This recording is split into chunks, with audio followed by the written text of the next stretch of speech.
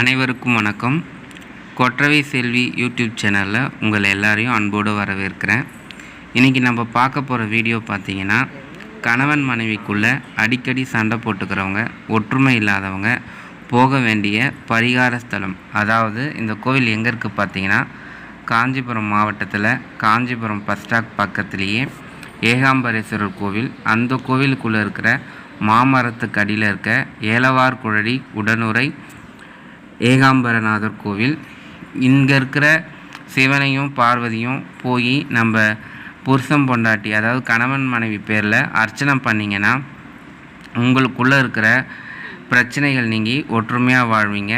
ஏன்னா இங்கே இருக்கிற சிவனும் பார்வதியும் பார்த்திங்கன்னா குடும்ப சமேதராக, அதாவது முருகர் கை குழந்தை உருவத்திலையும் சிவனும் பார்வதியுமா ஒன்றா காட்சி தராங்க.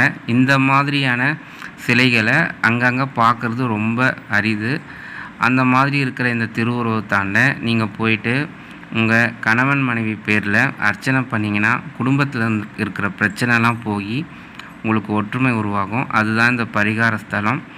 காஞ்சிபுரத்துக்கு போகிறவங்க கண்டிப்பாக இந்த ஏலவார் குழலி உடனுரை ஏகாம்பரநாதர் சோமஸ்கந்தர் உருவம் அதை போய் நீங்கள் தரிசித்து அர்ச்சனை பண்ணுங்கள். உங்களுக்கு குடும்பத்துக்குள்ளே இருக்கிற பிரச்சனை போய் ஒற்றுமை கிடைக்கும். இதுதான் இந்த கோவிலோட சிறப்பு. என்னோடய சேனலை பிடிச்சிருக்கிறவங்க லைக் பண்ணுங்கள், சப்ஸ்கிரைப் பண்ணுங்கள், கமெண்ட் பண்ணுங்கள். உங்களுக்கு எதனா சந்தேகம் இருந்ததுன்னா கமெண்ட் பண்ணுங்கள், அதுக்கு நான் பதில் சொல்கிறேன். நன்றி, வணக்கம்.